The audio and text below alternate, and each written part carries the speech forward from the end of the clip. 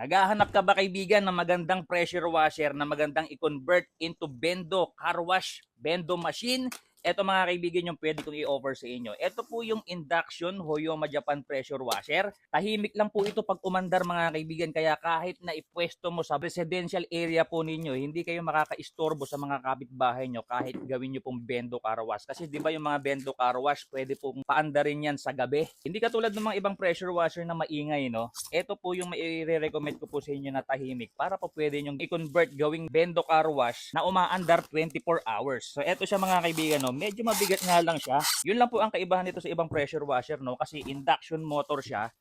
O, di ba? Napakaganda po niya, no? Napakatahimik po niyan. Hoyoma Japan Induction Motor Pressure Washer. Ito po ay order ni Sir Cyrus Leones from San Jose del Monte. So nag-request na i-testing natin yung unit niya. Complete set na to mga kaibigan ha. Meron na po tayong gun. Ito po yung gun niya. Pwede nyo pong i-adjust yan from matulis to fan spray. So isang nozzle na lang ang gagamitin po ninyo. It will do all the work. Tapos meron pa tayo ditong extension para po pwede nyong gamitin ng mahaba.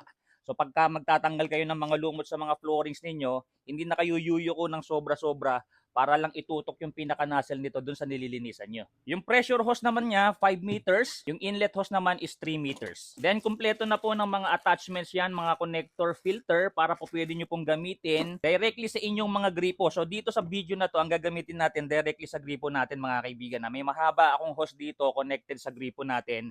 Pero kung gusto nyo naman na ilubog lang sa timba, ito po, kasama na po yung inlet hose nito. Tapos connector para ilulubog nyo na lang sa inyong mga timba o kaya sa inyong mga drums. Meron din kasama ritong inlet connector. Saka ito, yung attachment na to. Then kasama na rin po itong manual syempre. At meron pong kasama ritong matulis na ganito. Kung sakaling mabarahan yung butas ng nozzle ninyo, may panundot na kayo. At yung tinatanong ng karamihan, may kasama na bang lalagyanan ng sabon? Ito, may foam dispenser na. Okay, so para matesting natin, ikakabit natin muna yung mga connectors dito. So sundan nyo na lang ha, parang demo na natin ito ha. Una po natin kukuhanin itong inlet connector. Yan, so sirain na po natin to.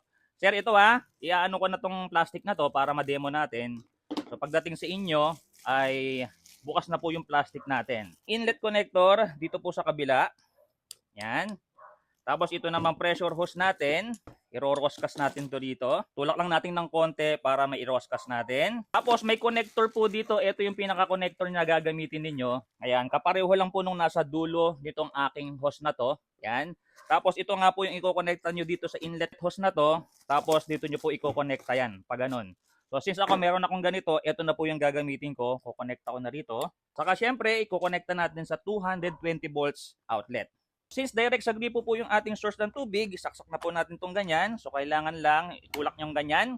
So ang pagtanggal po nito kung halimbawa pagkatapos po ninyong gamitin, patayin nyo yung pressure washer, pindutin nyo to para lumabas yung pressure para mas madaling matanggal po ito pag ililigpit ninyo.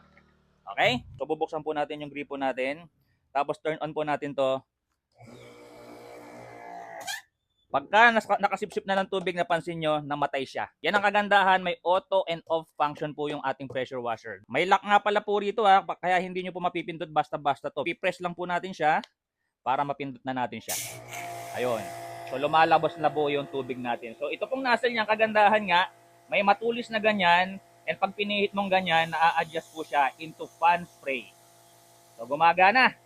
So napaka-perfect po nito sa pagka-car wash, pagmo-motor wash, paglilinis ng mga baboyan, mga asuhan. Sobrang perfect din po nito kung magtatayo po kayo ng mga bendo car wash business. Presyo po nito is 4,800 lang ngayon mga kaibigan. Ang original price po nito is nasa 8,000. Naka-promo po tayo, free shipping nationwide. Kung gusto niyo pong mag-avail po nito, ipadala niyo lang po yung complete name niyo and complete address directly dito sa ating Facebook page para maka-order na po kayo ng ganito kagandang Hoyoma Japan Induction Pressure Washer.